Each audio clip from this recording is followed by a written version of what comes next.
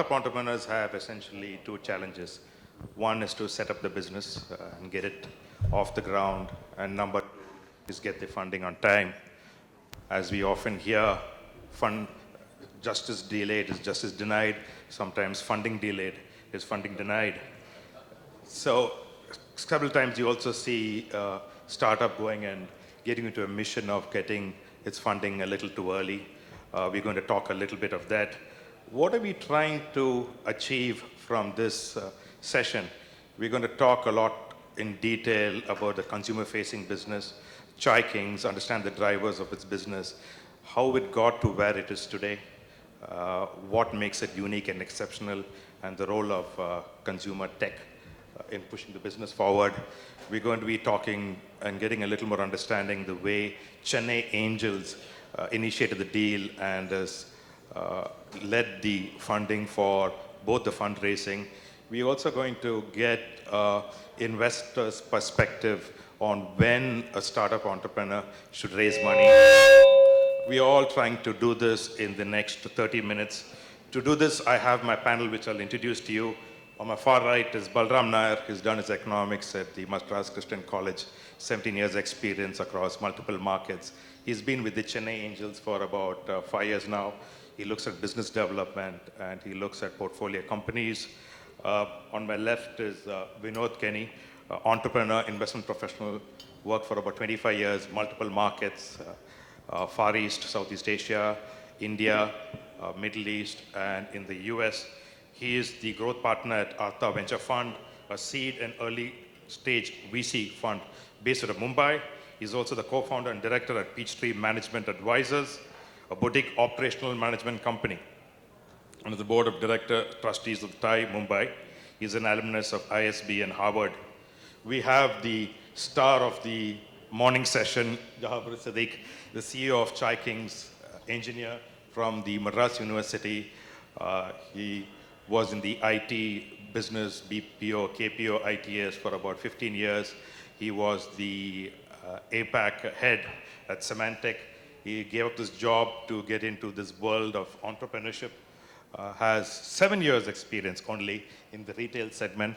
He ran beauty products, retail enterprises, and now successfully managing Chai Kings. To set the scene for this morning session, may I request Jahabar to run us through Chai Kings, what makes it exceptional, and this huge new word of QSR and how it's really played out for them.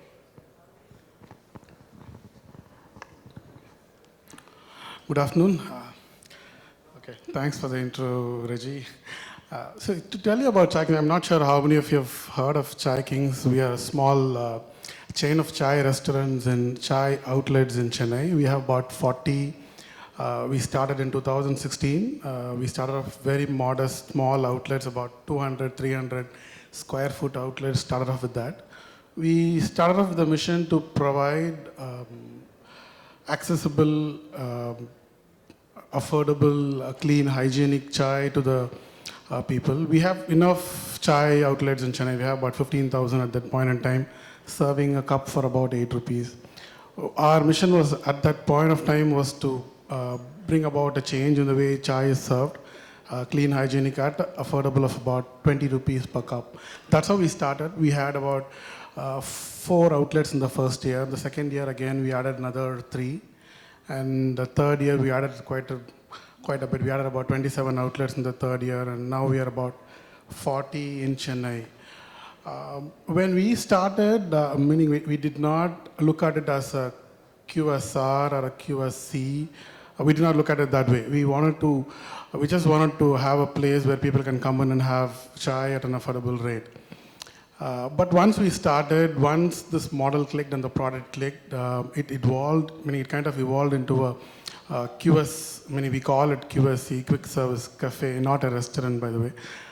So it evolved into that, leading to more and more brands and more similar brands coming up in Chennai. We have about quite a few now in Chennai, about 10 similar brands operating in different areas. That has evolved into that. And give you an insight of how we have come up. Meaning we have different formats in Chai Kings. We have retail outlets, we have IT parks, we have outlets in malls, we have in transit retail like metro stations, or we have in schools and colleges. So it's a mixture of both, mixture of everything together. Put together about 40. Now we are expanding to Coimbatore and Hyderabad. That is the story so far. Thank you, Jahabar. Very interesting journey. You see, in your business, there's a lot of competition, a lot of copycats. We don't know who started this QSR or how this QSR evolved over time. Does this competition bother you the way it is today? We have similar names, and wherever we go, we see this entire transformation to a roadside tea shop being moved a little upscale, and we're seeing a lot of them. How does that play out? How big is the market, and where can it really fit? See, when we started out, there were about 15,000 tea shops in Chennai, and we were directly competing with them, right? In an area we opened, the first outlet was an area called Kilpok. There are about 35 tea shops in that area. I mean, it's an area of in a diameter of about 4 kilometers. There are 35 shops. So we were directly competing with them, and to compare to that, to compete with 10 more brands is not a big thing. That is one. Another thing, this sector itself is meaning competition agnostic, right? Meaning competition is always there. How we deliver the product, how we deliver consistently, it's not about even differentiation. It's about delivering consistent quality, consistent service, consistent ambience, and consistently across all our outlets across Chennai. I think that is what is kind of setting us apart from all the competition. That is helping us where we are. Very good. Thank you, Jahabar. Balram, you see a lot of opportunities being presented to the Chennai Angels. Quite often, entrepreneurs approach Chennai Angels with their funding requirements. Sometimes you go seek them out along with your team. Sometimes we have different members of the Chennai Angels who go and get deals to you. How does all this work? And can you just tell how exactly Chai Kings happened? And why did you pick Chai Kings among so many other opportunities you have? So we look at a couple of at least around 800, 900 deals a year, and we invest into say 7, 8. Eventually invest into 7, 8 new deals and a couple of upfronts after that. We are as a network we're agnostic, but then if you look at the portfolio, we tend to move into tech, anything enabling. I mean, any business enabled by tech, because that's what helps a business scale. All said, how Chennai Angels function is we are a member-driven entity, so we have a very small team of 4 or 5 managing the office. So, that means that we offload a lot of our work to the angels themselves, right? So every deal that comes in is curated by an angel. An angel has to take the lead to back the investment up. And only if that is strong enough do you see a deal actually going through.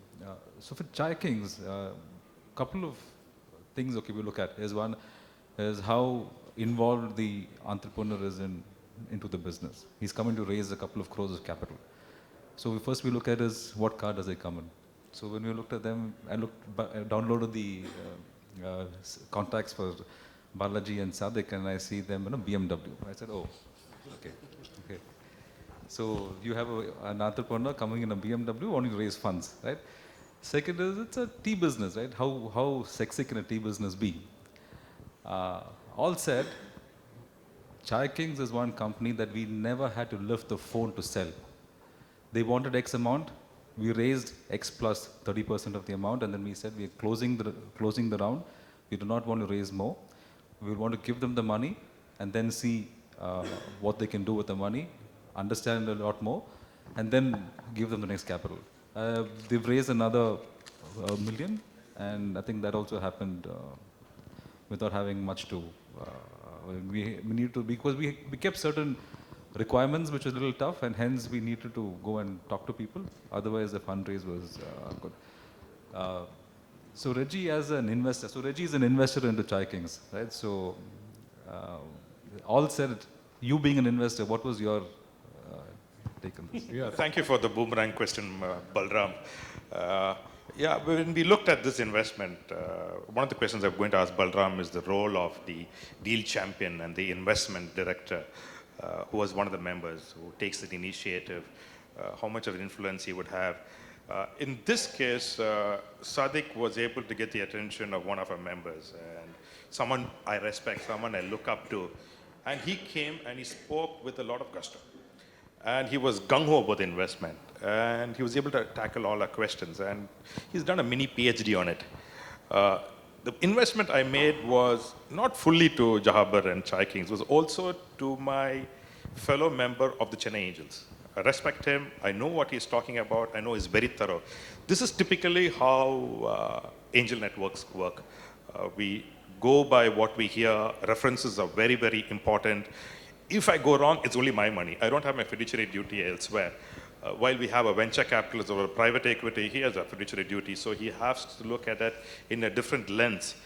So to answer that question, a lot of reliance I had put and diligence based on the person who brought this up to me.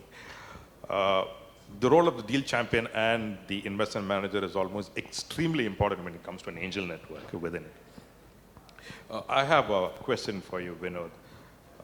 Entrepreneurs like Chai Kings and so many other startups, when should they come and raise money? Sometimes they're in a rush and they come and raise money a little too early. Sometimes they just take it to the end, and then you get a call and telling, look, interesting company, and the entrepreneur gets on the phone and says, payroll processing is on Wednesday. Can you help me out? It's too bad. What is your advice, since you've been on both sides, an entrepreneur and an investor?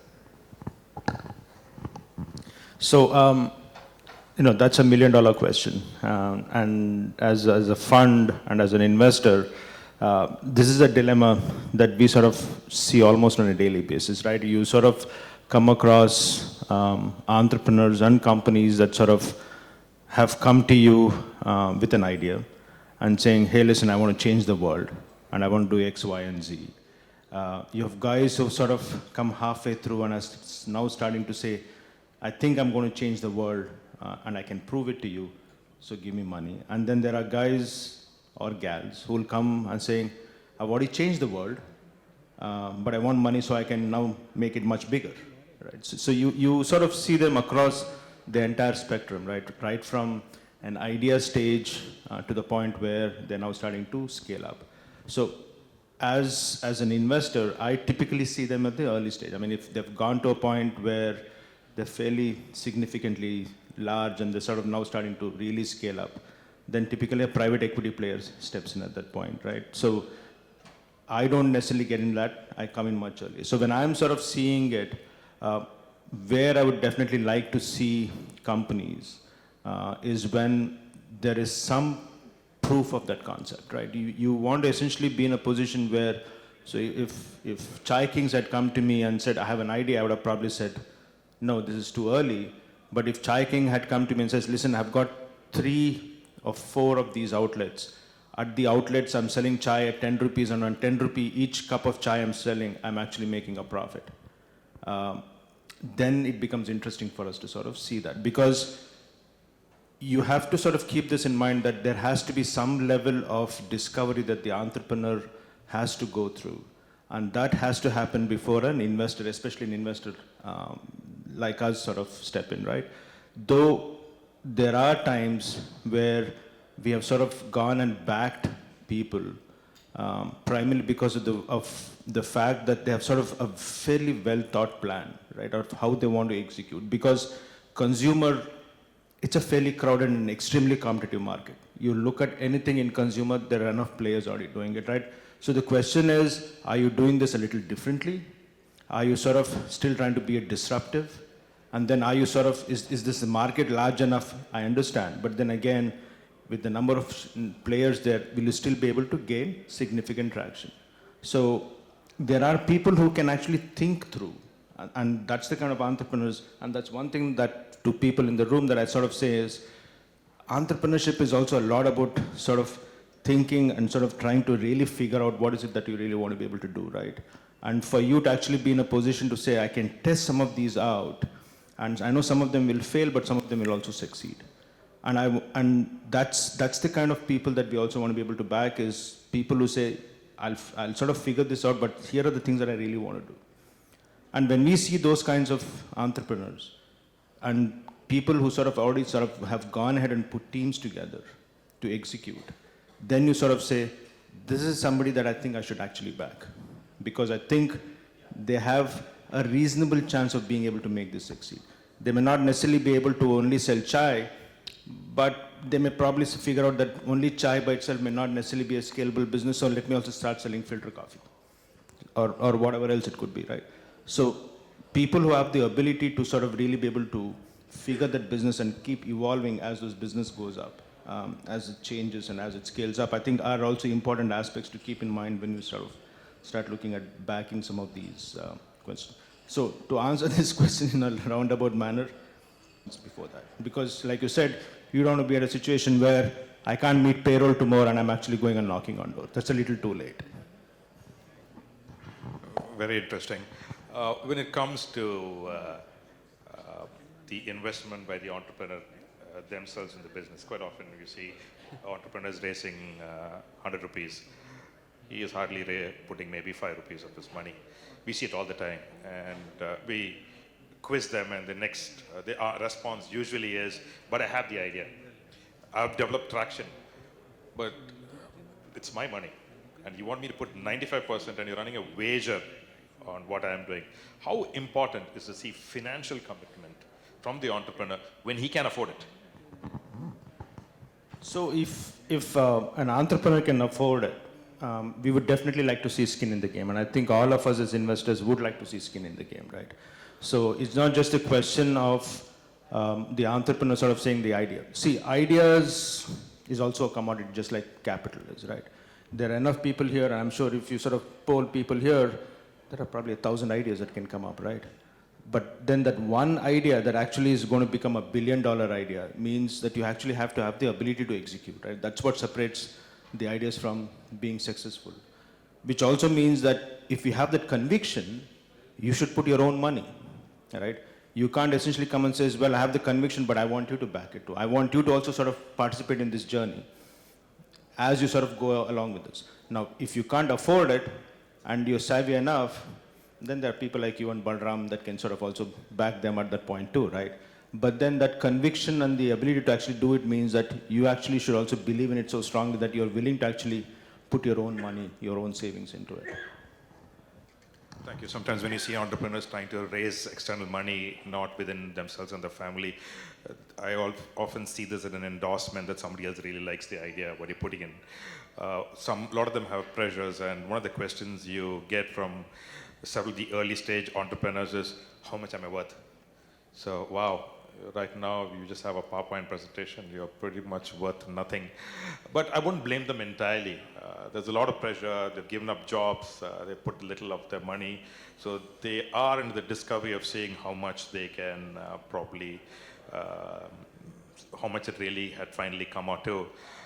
Jahabar, on consumer tech, we use technologies and the role it has on consumer-facing business for product development, for customer service, for brand experience.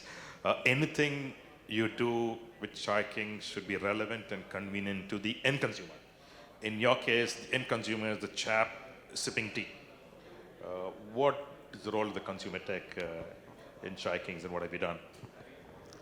See, for us at Chai Kings, the usage of tech is kind of evolving, meaning we're embracing more and more technology now, but at the same point, like you said, the important point of consideration that it should not be inconvenient to the customer, or rather it should be of convenience to the customer, and it should add value in terms of experience, in terms of the brand positioning, and in terms of the overall experience at the outlet. That's how we've looked at it, but this is one question we get asked everywhere, right? Right from a customer to an investment banker to a potential VC, right? Everybody asks this question, but we want to run it like a chai retail outlet rather than a tech-oriented company. Infuse lesser technology as much as possible at the front end, But there is more and more, we are embracing more and more technology at the back end, like how it can help us in terms of supply chain, in terms of inventory, like any other retail outlet. There is one recent development that we've kind of piloting right now.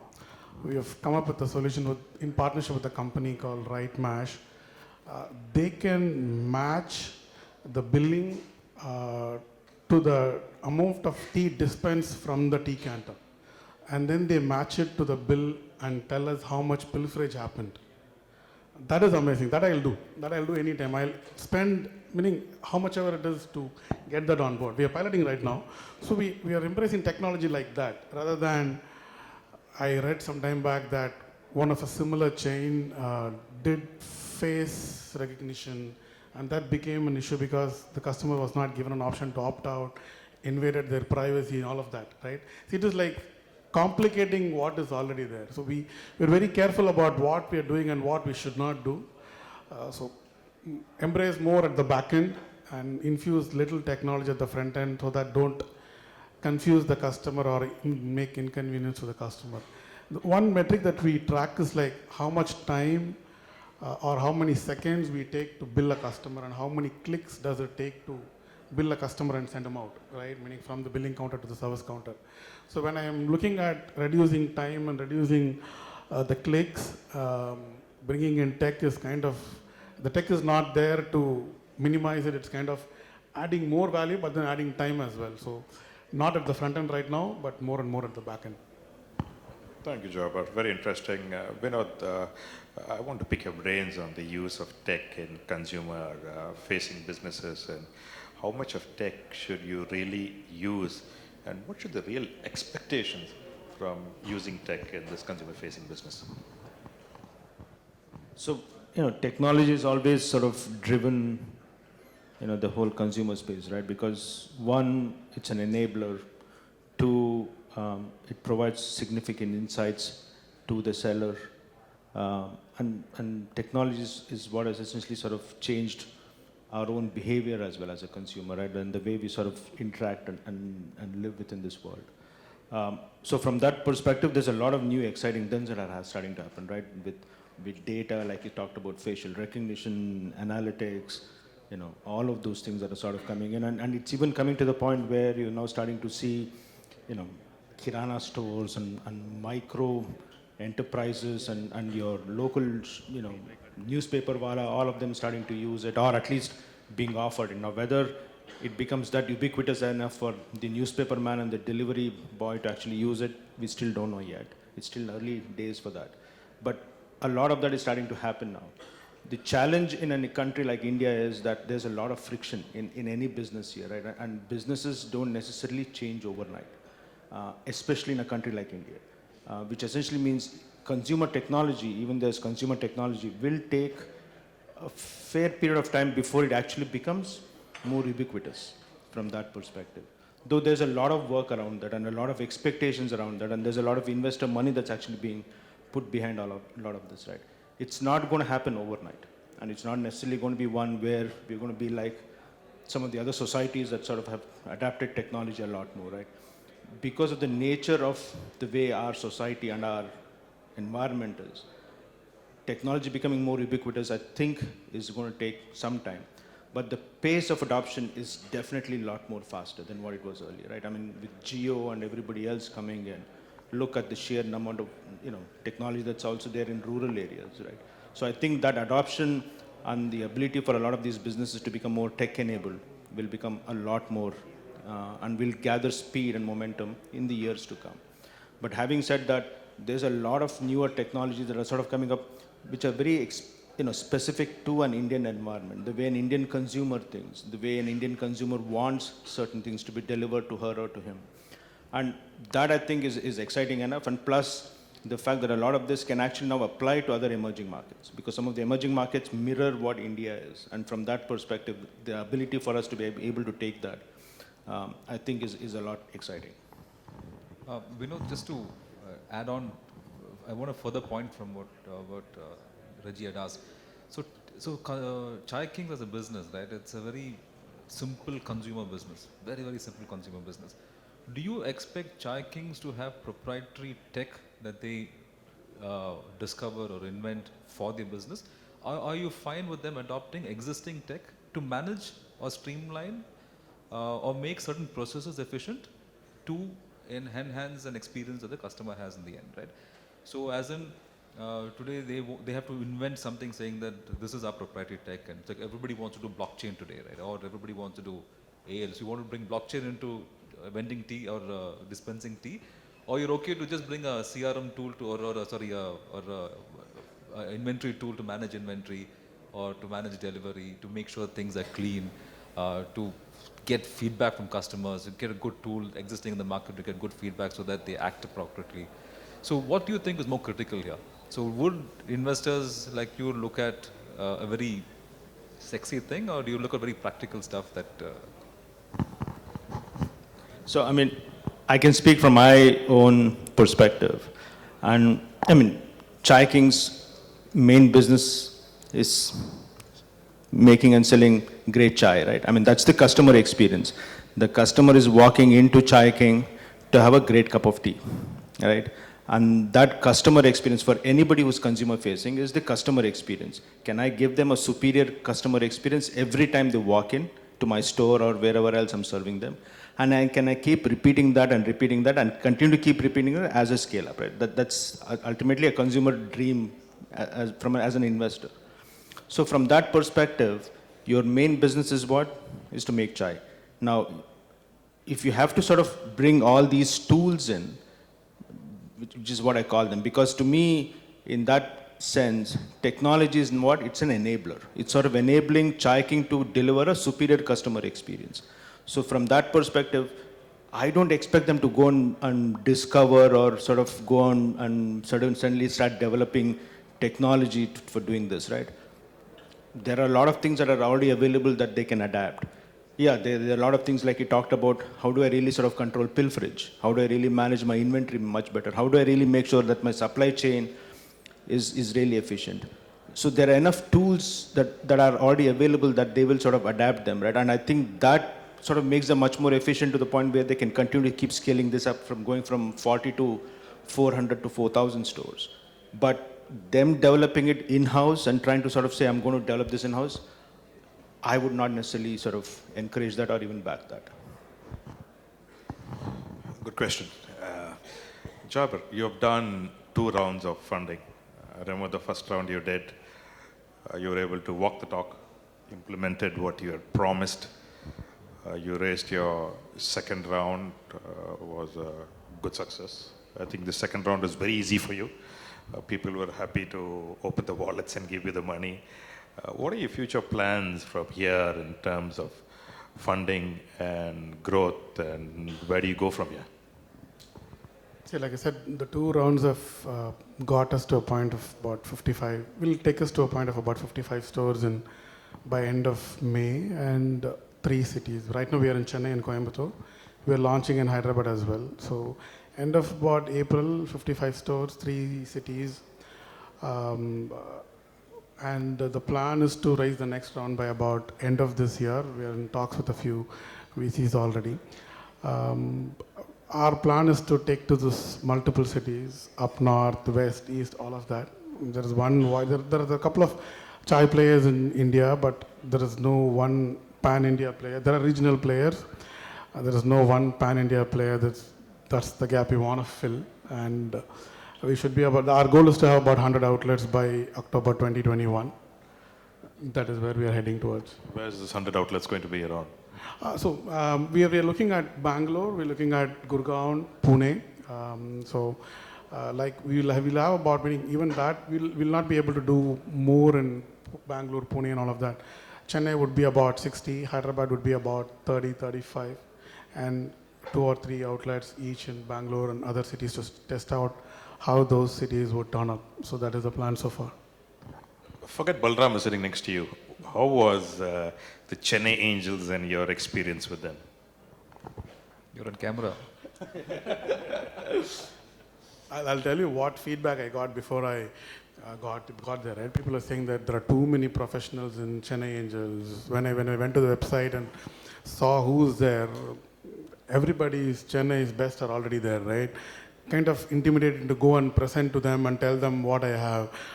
We were having about 6 outlets at that point in time. If I have to go and stand in front of them and ask money to them, who's deals in money, right? Very difficult to go and talk. And we were not used to presentations and all of that. And they were, prior to me was a guy who was presenting something about tech, and there is a guy waiting to tell them about some solar energy. And I am sandwiched between them to talk about a tea shop. I was like, and my profile is like, I'm an engineer, I was in IT and I'm selling tea. Nothing was in sync, right? I walked in, the team was completely professional. I didn't get to meet Balram at first, but then there are a few more guys who were office bearers, completely professional, made me a tea, and then I presented and I just ran out of that place, right? I didn't want to stand there. There's one gentleman called Shankar came out and said, don't worry, everything went well. There's too much interest in the proposition. So relax and go home, he said. I said, what is happening? Then I went home. Then there's another set of meeting they call for. There are 4 guys, I think, completely professional. They're kind of gave me the confidence that they'll go with us, right? So once I got to meet them, I was like convinced about what they can bring to the table. I'm already convinced about the names, right? They're all big names. Would they be involved? Would they even talk to us and tell us what we would do, what we should do or what we shouldn't do? I was not very clear about that. But once that meeting was done, I was very clear, at least these guys would at least talk to us and tell us if you're going wrong or if you're going right, or at least tell us this is the route you should go, or slightly nudge. I don't want them to lecture me, but then at least nudge me in the right direction. I was kind of confident with that. Then the complete set of the diligence, all of that happened. Outright, I've had a very great experience with Chennai Angels. The amount of knowledge they bring into the table, the amount of professionalism they show, and the passion with which they raised funds for us, it's amazing. I think very interesting to hear. This is something which Chennai Angels is proud about. We just don't give you the money, and several of the members are happy to pick up the phone, make connects, and several of the investing companies have done that. Have come and given us a feedback. I think we run out of time, but we will take just one question. The first person to lift their hand and identify yourself can ask anybody in the panel the question. Anybody wants to go for it? I think you are keen for the other session. But I want to thank the panel for a wonderful session this morning and a very attentive audience. I'm glad we set out with what we had missioned to do. Gives us all a better understanding about Chai Kings, the funding, the way tech plays out, and the role of an angel network. Thank you, gentlemen. Thank you, everybody. Good day to all. So please press memento to Mr. Balram Nair, Vice President, Chennai Angels. So kindly press memento to Mr. Jahabar Sadique, Co-founder and CEO, Chai Kings. And also to Mr. Vinod Kini, Growth Partner, Artha Venture Fund. Thank you very much, sirs. Now I would like to request Mr. Arun from KSUM to kindly present a memento to a curator of the session, Mr. Reji Joseph, Angel Investor, Chennai Angels.